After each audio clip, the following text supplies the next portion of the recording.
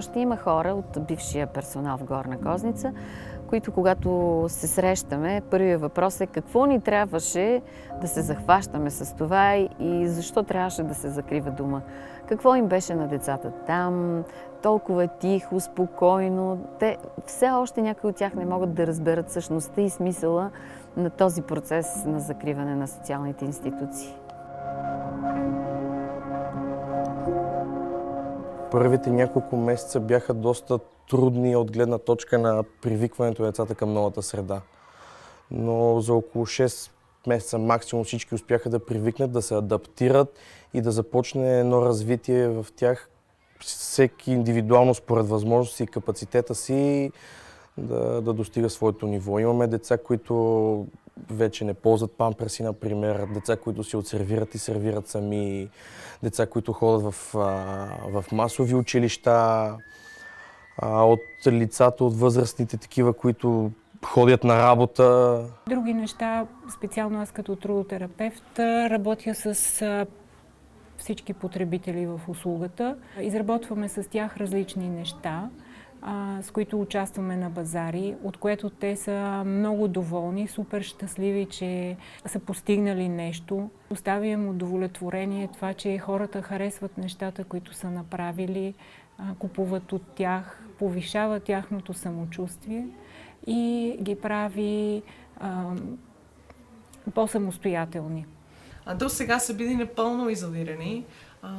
Не са си научили как да пресичат улицата, не са си научили как да се разхождат по улицата, как да сядат на кафе. И това са неща, които трябва да се научат дори преди да се премества и преди да срещат тези нови предизвикателства, за да е по-гладък процеса на свикването в общността. Когато се преместиме в Кюстендил с децата и младежите, колкото и да сме се опитвали да подготвяме съседите, другите институции, училищата, други хора в общността, за това, което предстои, ни стана ясно много бързо, че всъщност няма как да се подготви една общност напълно за това да приемат веднага съвсем нормално деца, които са живяли в институция.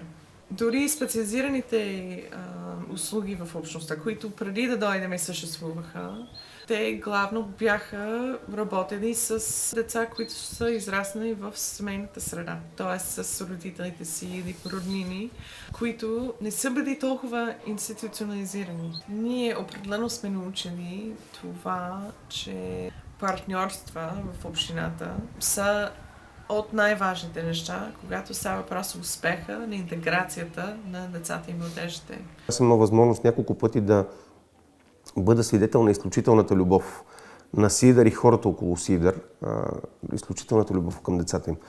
От този момент, в който те поеха, ние можем само да се учим от техния опит.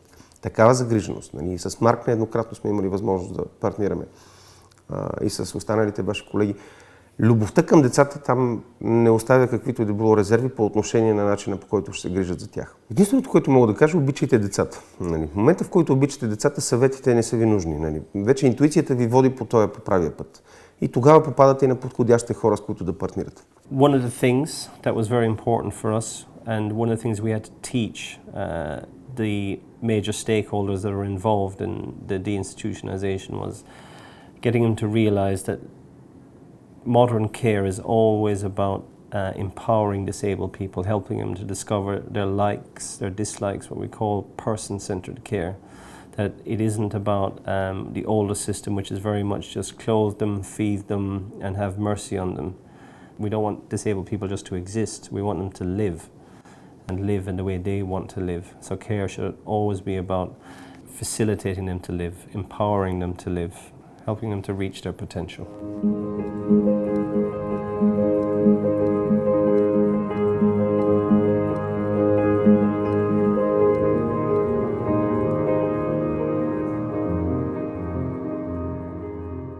Тя много искаше да ходи на училище.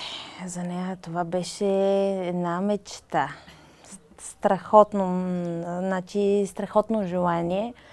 За съжаление, забавиха документите. Известно време забавиха документите и тръгна началото на декември, вместо средата на ноември, тръгна началото на декември на училище. Страшно много се радва.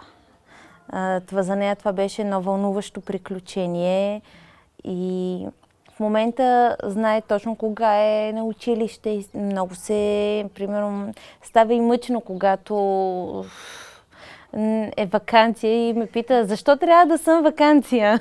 Не мога ли да ходя на училище? Много е привързана към децата, целият и клас много я обича. Значи, класа на Станислава, в класа на Станислава е най-доброто дете, според тях. И е страшно обичана. Така много обичана. Най-добрата й приятелка се казва Ивона. И е много хубаво момиченце с черна коса, на едни години са и много седят заедно на един чин. Деца с специални образователни потребности от 1 до 8 клас 23. Като и в ПДГ-то също има 2 дечица. 50% от децата са с интелектуални затруднения. По принцип с децата не сме имали проблем. Т.е. те могат да приемат различното още тогава, тъй като и в нашето училище винаги имало и деца от ромски происход. Т.е. те бяха свикнали да приемат различното. Така че интегрирането на тези деца не е имало проблем с децата в училище. По-скоро проблема идваше във възрастните, обикновено родителите, които трудно приемаха различните деца и колегите, които не бяха подготвени. Никой не ни е обучавал в университета как да се справяме с различните деца. Значи за мен е нормално един ресурсен учител да работи с по 1, 2 до 3 деца, а нашите работят с по 10, по 12 деца, което за мен е абсолютно ненормално. Тоест, мисля, че на министерско ниво трябва да се разреши повече учители, ресурсни учители, но трябва да се осигурява заплащането за тези учители. Иначе просто децата си вървят по график, изваждат ги от различни часове там, където могат, за да работят ресурсните учители с тях. Но за мен ресурсният учител трябва да бъде вътре в клас. Значи, ако ресурсният учител влиза с детето в клас, няма да има никакъв проблем. Детето няма просто да присъства. Ресурсният учител ще бъде до него и ще му помага. Беше много страшно в началото, защото имаше така реален отлив от това, от родителите да дават децата си тук в нашето училище. Даже в началото, така обикаляйки за деца за 1 клас, нещото, което ме е шокирало, реплики на някои родители, къде ще си давате децата в 6-то при лудители?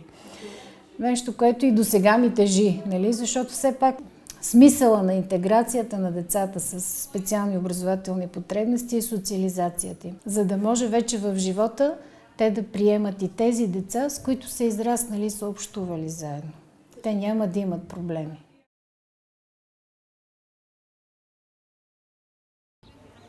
Това, което прави подкрепената заетост по-различна от всички други видове за заетост, насочени към хората с увреждания, е, че в нея става въпрос за реално работно място, реална работа и реално заплащане. Това е истинската интеграция. Когато хората с увреждания, включително подчертавам лицата с интелектуални затруднения и психични разстройства, имат равен достъп до отворения пазар на труда, както всички нас, и имат шанс за реализация и за достойно съществуване.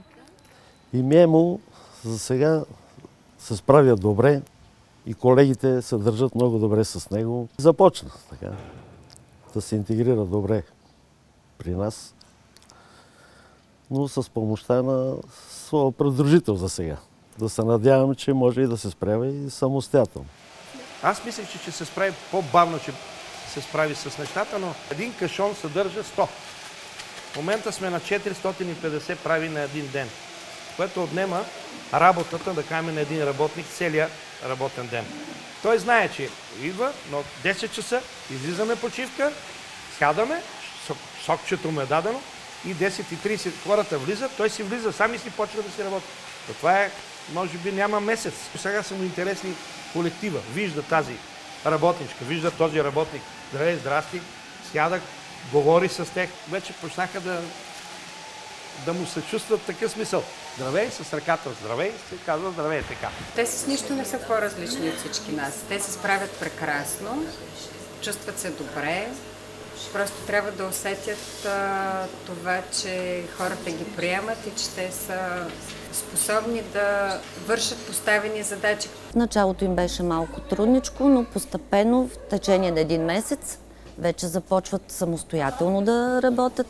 Освен, че стават по-самостоятелни и по-добре общуват с целия колектив в сладкарницата. Абсолютно всички ги приемат много добре от колектива, те също ни приемат много добре, това ми прави впечатление. Даже в началото ни беше трудно да общуваме с тях, сега вече се разбираме перфектно. Аз съм доволна от това, което правя всъщност. Колежките също са доволни. Доволни сме и от работата. Например, вчера като бях самичка, ако не беха те, аз нямаше да мога да се справя.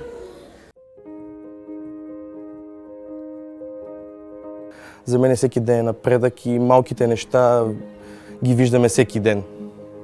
Искам да успеем да направим всичко възможно за тях. Колкото се може да научат повече. И да забравят там, където са живяли преди. Надявам се да сме на нивото на децата. Всъщност те показват какъв изключителен потенциал имат. Така че се надявам ние големите да сме на нивото и затова работим и се раздаваме. И дано да е по силите ни действително да защитиме техния интерес по най-добрия начин.